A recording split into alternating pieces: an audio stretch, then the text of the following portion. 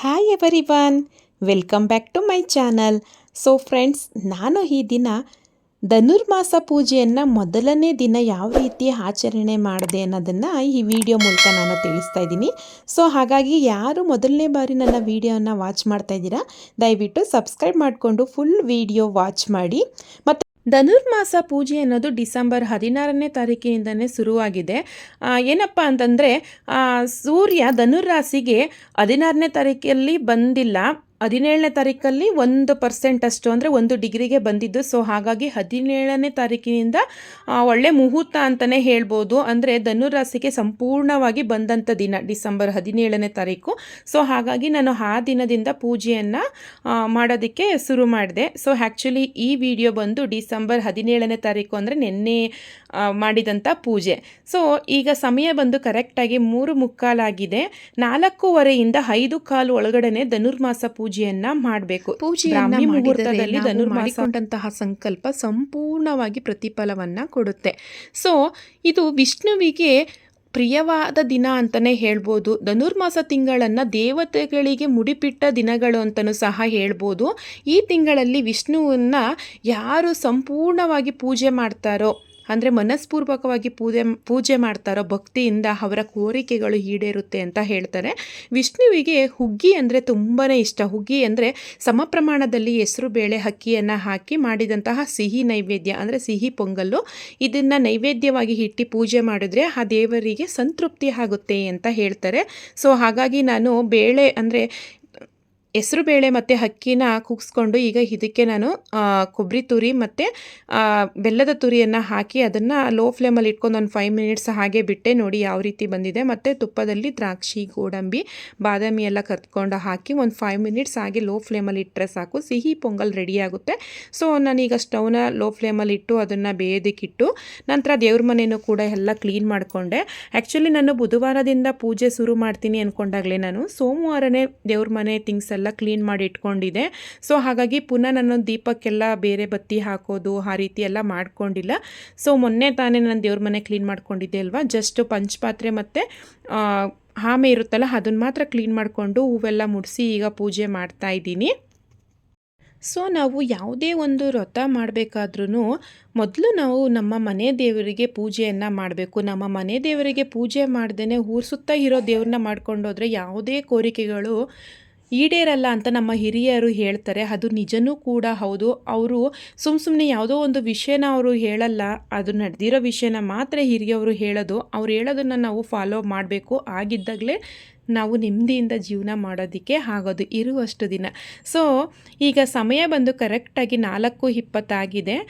ಮನೇಲಿ ನಾನು ಪೂಜೆ ಮಾಡ್ಕೋತಾ ಇದ್ದೀನಿ. ನಾನು ಮಾಡಿದಂತಹ ನೈವೇದ್ಯನೂ ಕೂಡ ಮನೆ ದೇವರಿಗೆ ಅರ್ಪಣೆ ಮಾಡಿ ನಂತರ ನಾನು ಹೊರಗಡೆ ಅಂದರೆ ಹರಳಿ ಮರದ ಹತ್ರ ಪೂಜೆ ಮಾಡೋದಕ್ಕೆ ಹೋಗ್ತೀನಲ್ವ, ಅಲ್ಲಿಗೂ ಕೂಡ ನಾನು ಎತ್ತಿಟ್ಟು ಈಗ ಹೊರಗಡೆ ಎಲ್ಲ ಪೂಜೆ ಮಾಡ್ಕೋತಾ ಇದ್ದೀನಿ.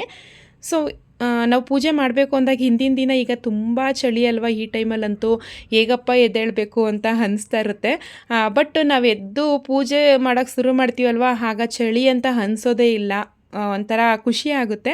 ಸೊ ಇವಾಗ ಪೂಜೆ ಎಲ್ಲ ಮುಗಿಸ್ದೆ. ನಾನು ಮಾಡಿದಂಥ ನೈವೇದ್ಯನೂ ಕೂಡ ದೇವರಿಗೆ ಇಟ್ಟು ಈಗ ಪೂಜೆ ಎಲ್ಲ ಮುಗಿಸಿ ಮನೆ ದೇವ್ರ ಹತ್ರ ಅಂದರೆ ನಾವು ಈಗ ಅಶ್ವತ್ಥ ವೃಕ್ಷದ ಹತ್ರ ಹೋಗಿ ಏನು ನೈವೇದ್ಯ ಇಟ್ಟು ನಾವು ನಮ್ಮ ಕೋರಿಕೆಗಳನ್ನು ಕೇಳ್ಕೊತೀವಿ, ನಮ್ಮ ಮನೆ ದೇವ್ರ ಹತ್ರನೂ ಕೂಡ ಸಂಕಲ್ಪ ಮಾಡಿಕೊಂಡು ಈ ವ್ರತನ ಇವತ್ತಿಂದ ನಾನು ಶುರು ಮಾಡ್ತಾ ಇದ್ದೀನಿ, ನಾನೆಲ್ಲ ಕೋರಿಕೆಗಳನ್ನು ಈಡೇರಿಸಿ ಅಂತ ಕೇಳಿಕೊಂಡು ಪೂಜೆ ಮಾಡಿ ನಂತರ ನಾವು ಹೊರಗಡೆ ಹೋಗಿ ವ್ರತವನ್ನು ಮಾಡುವಂಥದ್ದು.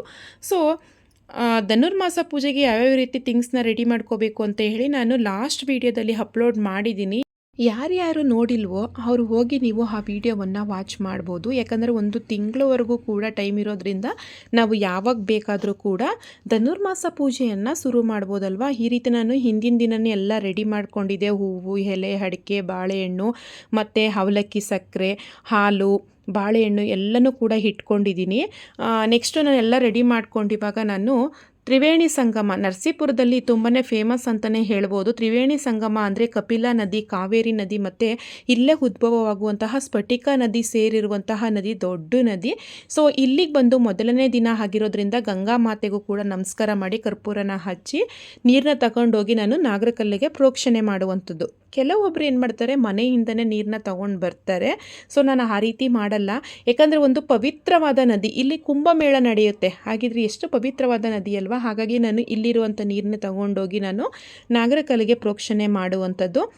ಈ ಬಾರಿ ನನಗೇನು ಖುಷಿ ಆಯ್ತಪ್ಪ ಅಂತಂದರೆ, ಈ ನಾವು ತ್ರಿವೇಣಿ ಸಂಗಮ ಇದೆಯಲ್ವ, ಆ ಕಡೆ ದಡದಲ್ಲಿ ಅಂದರೆ ತಿರುಮಕೂಡಲು ನರಸೀಪುರ ಅಂತ ಐತೆ, ತಿರುಮಕೂಡಲು ಐತಲ್ಲ, ಅಲ್ಲಿ ಅಗಸ್ತೇಶ್ವರ ಟೆಂಪಲ್ ಇದೆ. ಸುಮಾರು ವರ್ಷದಿಂದ ಅದು ಹಾಗೆ ವಿದ್ಯುತ್ತು ಅಂದರೆ ಲಾಕ್ ಮಾಡಿಬಿಟ್ಟಿದ್ರು, ಡೆಮಾಲಿಸ್ ಮಾಡಿಬಿಟ್ಟಿದ್ರು. ಸೊ ಈ ವರ್ಷದಿಂದ ಅಲ್ಲಿ ಧನುರ್ಮಾಸದಲ್ಲೂ ಕೂಡ ಬ್ರಾಹ್ಮಿ ಮುಹೂರ್ತದಲ್ಲಿ ಪೂಜೆನೂ ಕೂಡ ಮಾಡ್ತಾಯಿದ್ದಾರೆ. ಲೈಟ್ಸ್ ಎಲ್ಲ ಆನ್ ಆಯಿತು.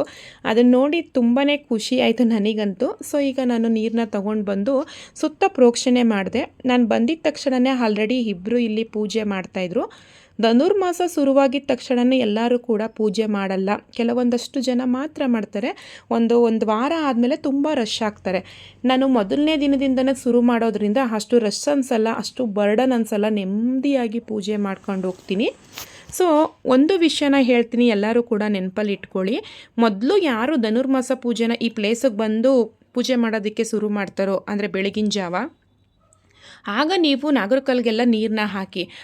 ಯಾರಾದರೂ ನಮಗಿಂತ ಮುಂಚಿತವಾಗಿ ಬಂದಿರೋರು ಪೂಜೆ ಮಾಡ್ತಾಯಿದ್ರೆ ದಯವಿಟ್ಟು ನಾಗರಕಲ್ಲು ಮೇಲೆಲ್ಲ ನೀರು ಹಾಕಬೇಡಿ. ಯಾಕಂದರೆ ಅವರು ದೀಪ ಹಚ್ಚಿರ್ತಾರೆ, ಅರಿಶಿನ ಕುಂಕುಮ ಎಲ್ಲ ಹಾಕಿರ್ತಾರೆ. ನಾವು ಹಾಕಿದಂಥ ನೀರಿನಿಂದ ಹೂವಾಗಲಿ ಅರಿಶಿನ ಕುಂಕುಮ ಎಲ್ಲ ಹೋದರೆ ನಾವು ಏನು ಸಂಕಲ್ಪ ಮಾಡ್ಕೊಂಡಿರ್ತೀವೋ ಆ ಸಂಕಲ್ಪನೂ ಕೂಡ ಈಡೇರಲ್ಲ. ಅವ್ರು ಕೇಳ್ಕೊಂಡಿರ್ತಾರಲ್ಲ ಹೋಗಲಿ ಅಂತ ಆ ಕರ್ಮಗಳು ಕೂಡ ನಮಗೆ ಬಂದು ತಗ್ಲಾಕೋಗ್ಬಿಡ್ತವೆ. ಆ ರೀತಿ ತಪ್ಪನ್ನ ಮಾಡೋದಕ್ಕೆ ಹೋಗಬೇಡಿ. ದಯವಿಟ್ಟು ನೀವು ಸುತ್ತ ಒಂದು ಹೂನ ಇಟ್ಕೊಂಡು ಸುಮ್ಮನೆ ಪ್ರೋಕ್ಷಣೆ ಮಾಡ್ಕೊಂಡು ಬಂದರೂ ಕೂಡ ಶುದ್ಧ ಆಗುತ್ತೆ. ದಯವಿಟ್ಟು ನೀರನ್ನ ಕೆಡಿಸೋದಕ್ಕೆ ಹೋಗಬೇಡಿ. ಸೊ ಈಗ ನಾನು ಸುತ್ತ ಒಂದು ರೌಂಡು ನೀರನ್ನ ಪ್ರೋಕ್ಷಣೆ ಮಾಡ್ಕೊಂಡು ಬಂದು ನಾಗರಕಲ್ಲಿಗೆಲ್ಲ ಅರಿಶಿನ ಕುಂಕುಮ ಎಲ್ಲ ಹಾಕಿದೆ. ದಯವಿಟ್ಟು ನಾಗರಕಲ್ಲನ್ನ ಹೆಣ್ಮಕ್ಳು ಕೈಯಲ್ಲಿ ಮುಟ್ಟೋದಕ್ಕೆ ಹೋಗಬೇಡಿ. ಜಸ್ಟ್ ಅರಿಶಿನ ಕುಂಕುಮನ ಮೇಲಿಂದ ಪ್ರೋಕ್ಷಣೆ ಥರ ಈ ರೀತಿ ಹಾಕಿದ್ರೆ ಸಾಕು. ನೆಕ್ಸ್ಟು ಹೂನ ಇಟ್ಟು ಕಡಲೆ ಸಕ್ಕರೆ ಅಂದರೆ ಅವಲಕ್ಕಿ ಸಕ್ಕರೆನ ತಂದಿದ್ದೆ, ದೇವರಿಗೂ ಕೂಡ ಸ್ವಲ್ಪ ಇಟ್ಟು ನಂತರ ನಾನು ನಾಗರಕಲ್ಲಿಗೆ ಹಾಲು ಮತ್ತು ಬಾಳೆಹಣ್ಣು ಹಾಕಲಿಲ್ಲ ಅಂದರೆ ನಾವು ಕೇಳ್ಕೊಂಡಂತಹ ಕೋರಿಕೆಗಳು ಈಡೇರಲ್ಲ ಅಂತ ಹೇಳ್ತಾರೆ. ಸೊ ಹಾಗಾಗಿ ಅಂದರೆ ಹಸಿ ಹಾಲು ಅದನ್ನು ಬಿಸಿ ಮಾಡಬಾರ್ದು. ಹಸಿ ಹಾಲನ್ನ ಎಲ್ಲ ನಾಗರಕಲ್ಲಿಗೂ ಕೂಡ ಸ್ವಲ್ಪ ಹಾಕ್ಕೊಂಡು ಬಂದು ಬಾಳೆಹಣ್ಣು ಕೂಡ ಸ್ವಲ್ಪ ಅದನ್ನ ನಾಗರಕಲ್ಲಿಗೆ ಅಂಟಿಸ್ಬೇಕು. ಆ ರೀತಿ ಹಾಕಿ ನಂತರ ನಾನು ಕಾಯಿ ಒಡೆದು, ಮೊದಲನೇ ದಿನ ಆಗಿರೋದ್ರಿಂದ ಕಾಯಿ ಒಡೆದು ಬಾಳೆಹಣ್ಣು ಮುರಿದು ಪೂಜೆ ಮಾಡಬೇಕು ಅಂತ ಹೇಳ್ತಾರೆ, ಮೊದಲನೇ ದಿನ ಮತ್ತು ಕೊನೆ ದಿನ. ಸೊ ಹಾಗಾಗಿ ಮೊದಲು ನಾನು ಎಳ್ಬತ್ತಿ ಹಚ್ಚೋದಕ್ಕಿಂತ ಮುಂಚಿತವಾಗಿ ಕಾಯಿನ ಹೊಡೆದು ಆರತಿ ಮಾಡ್ತಾಯಿದ್ದೀನಿ. ಧೂಪದ ಆರತಿ, ಕರ್ಪೂರದ ಆರತಿ, ಗಂಧದ ಕಡ್ಡಿಯಿಂದೆಲ್ಲ ಪೂಜೆ ಮಾಡ್ತಾಯಿದ್ದೀನಿ ಎಲ್ಲ ನಾಗರಕಲ್ಲಿಗೂ ಕೂಡ. ಕೆಲವೊಬ್ಬರು ಇಲ್ಲಿ ನಾನು ಪೂಜೆ ಮಾಡ್ತಾಯಿದ್ದೀನಲ್ವ, ಇಲ್ಲಿ ಬನ್ನಿ ಮರ, ಅಶ್ವತ್ಥ ವೃಕ್ಷ, ಬೇವಿನ ಗಿಡ, ಎಕ್ಕದ ಮರ ಎಲ್ಲ ಇದೆ. ತುಂಬ ಶ್ರೇಷ್ಠವಾದ ಸ್ಥಳ ಅಂತಲೇ ಹೇಳ್ಬೋದು. ಕೆಲವೊಬ್ರು ಏನು ಮಾಡ್ತಾರೆ, ಅಶ್ವತ್ಥ ವೃಕ್ಷ ಸುತ್ತ ಇರುವಂತಹ ನಾಗರಕಲ್ಲಿಗೆ ಮಾತ್ರ ಪೂಜೆ ಮಾಡಿ ಹೋಗ್ತಾರೆ. ಬಟ್ ಏನಪ್ಪ ಅಂದರೆ ಇಲ್ಲಿ ಬನ್ನಿ ಮರನೂ ಕೂಡ ಅಷ್ಟೇ ಮಹತ್ವವನ್ನು ಹೊಂದಿದೆ. ಸೊ ಹಾಗಾಗಿ ಇಂಥ ಸಮಯದಲ್ಲಿ ಅಲ್ಲಿಗೂ ಕೂಡ ನಾವು ಪೂಜೆ ಮಾಡಬೇಕು. ಸೊ ಯಾರು ಹೆಂಗಾದರೂ ಮಾಡಲಿ ಅಂತೇಳಿ ನಾನು ಬನ್ನಿ ಮರದ ಹತ್ರ ನೀಟಾಗಿ ದೀಪ ಎಲ್ಲ ಹಚ್ಚಿ ಅಲ್ಲೂ ಪೂಜೆ ಮಾಡಿ ನಂತರ ನಾನು ಅಶ್ವತ್ಥ ವೃಕ್ಷದ ಹತ್ರ ಪೂಜೆ ಮಾಡುವಂಥದ್ದು. ಸೊ ಇವಾಗ ನಾನು ಆರತಿ ಎಲ್ಲ ಮಾಡಾಯಿತು. ನಾನು ತಂದಿರುವಂತಹ ನೈವೇದ್ಯವನ್ನು ಒಂದನ್ನು ಬನ್ನಿ ಮರದ ಹತ್ರ ಇಟ್ಟೆ, ಇನ್ನೊಂದು ಹರಳಿ ಮರದ ಹತ್ರ ಅಂದರೆ ಅಶ್ವತ್ಥ ವೃಕ್ಷದ ಹತ್ರ ಇಟ್ಟು, ಇಲ್ಲೇ ಒಂದು ಗಣಪತಿ ವಿಗ್ರಹ ಇದೆ ಅಲ್ಲಿಗೂ ಕೂಡ ನೈವೇದ್ಯವನ್ನು ಇಟ್ಟು ನಂತರ ಈಗ ನಾನು 9 ದಿನ 9 ಎಳ್ಬತ್ತಿಯನ್ನು ಹಚ್ತೀವಿ. ಸೊ ಹಾಗಾಗಿ ಈಗ ಒಂದು ಬಟ್ಲು ತೊಗೊಂಡಿದ್ದೀವಿ, ಯಾಕಂದರೆ ನಾವು ಆರತಿ ಮಾಡಬೇಕು. ಆರತಿ ಮಾಡಿದಾಗ ಆ ಬಿಸಿ ನಮ್ಮ ಮುಖಕ್ಕೆ ತಾಗಿದಾಗ ನಮ್ಮಲ್ಲಿರುವಂತಹ ನೆಗೆಟಿವ್ ವೈಬ್ಸ್ ಹೋಗಿ ಪಾಸಿಟಿವ್ ವೈಬ್ಸ್ ಬರುತ್ತೆ. ಸೊ ಹಾಗಾಗಿ ನಾನು ಆರತಿಯನ್ನು ಮಾಡ್ತೀನಿ. ಕೆಲವೊಬ್ಬರು ಹಾಗಾಗಿ ಹಿಟ್ಟು ಹಚ್ಬಿಡ್ತಾರೆ. ನಾನು ಅಭ್ಯಾಸ ಮಾಡ್ಕೊಂಡಿರುವಂಥದ್ದು ಈ ರೀತಿ. ಸೊ ಈ ಪೂಜೆಯನ್ನು ಮದುವೆ ಆಗಿರೋರು ಗಂಡ ಹೆಂಡತಿ ಇಬ್ಬರು ಮಾಡಿದ್ರೆ ಪೂರ್ಣ ಫಲ ಅನ್ನೋದು ಸಿಗುತ್ತೆ ನಮ್ಮ ಕೋರಿಕೆಗೆ. ಸೊ ತುಂಬಾ ಒಳ್ಳೆಯದು. ನಾನು ಧನುರ್ಮಾಸ ಪೂಜೆನ ಮದುವೆ ಆದಮೇಲೆ 1-2 ಸಾರಿ ಒಬ್ಬಳೇ ಮಾಡಿರುವಂಥದ್ದು. ನಂತರ ನಾನು ಮತ್ತು ನಮ್ಮ ಮನೆಯವರು ಇಬ್ಬರು ಕೂಡ ನಾವು ಪೂಜೆ ಮಾಡ್ತೀವಿ. ಸೊ ತುಂಬಾ ಒಳ್ಳೆಯದು ಮನೆಗೆ. ಸೊ ಈ ವಿಡಿಯೋಗೋಸ್ಕರ ಅಷ್ಟೇ ಅವರು ವಿಡಿಯೋ ಮಾಡ್ತಾಯಿದ್ದಾರೆ, ಹಾಗಾಗಿ ನಾನು ಪೂಜೆ ಒಬ್ಬಳೇ ಮಾಡಿದೆ. ಆಮೇಲೆ ಇಬ್ಬರು ಸೇರಿಕೊಂಡು ಪೂಜೆ ಮಾಡಿದ್ದು.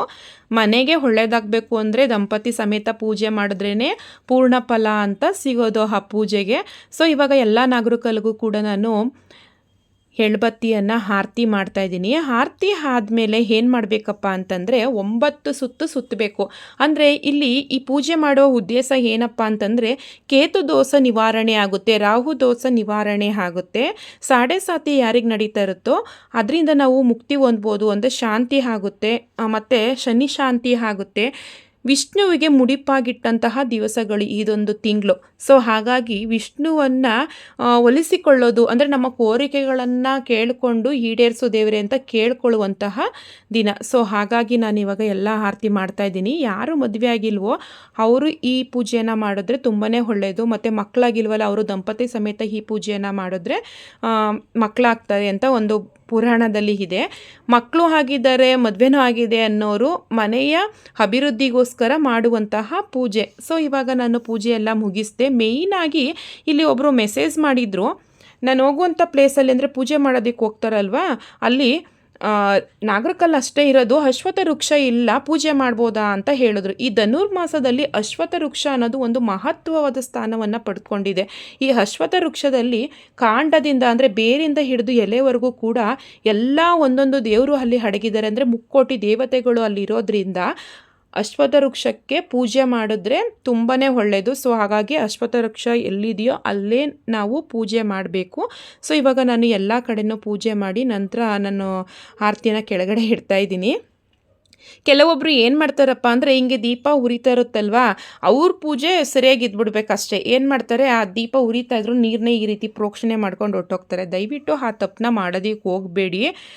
ಯಾಕಂದರೆ ಆ ದೀಪನ ನಾವು ನಮ್ಮ ಕೋರಿಕೆಗಳನ್ನು ನಮ್ಮ ಕಷ್ಟಗಳನ್ನು ಕೇಳಿಕೊಂಡು ಹಚ್ಚಿರ್ತೀವಿ. ನೀವು ಆ ರೀತಿ ಹಾರಿಸ್ಬಿಟ್ಟಾಗ ನಾವೇನು ಕೇಳ್ಕೊಂಡಿರ್ತೀವಲ್ಲ ನೋಡಿ, ಆ ನಮ್ಮ ಕರ್ಮಗಳು ನಿಮಗೆ ತಟ್ಟಿಬಿಡುತ್ತೆ. ದಯವಿಟ್ಟು ಆ ಕೆಲಸ ಮಾತ್ರ ಮಾಡೋದಕ್ಕೆ ಹೋಗಬೇಡಿ.